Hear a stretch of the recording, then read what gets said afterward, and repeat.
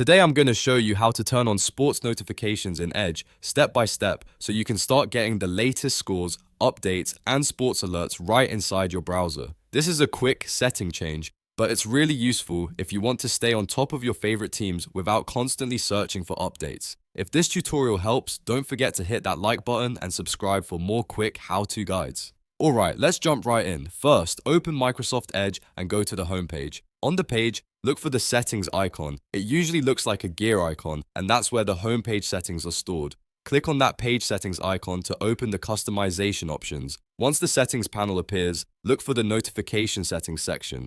Under that area, you should see an option that says Manage. Click on Manage to open the notification controls. This is where Edge lets you decide what kinds of alerts you want to receive.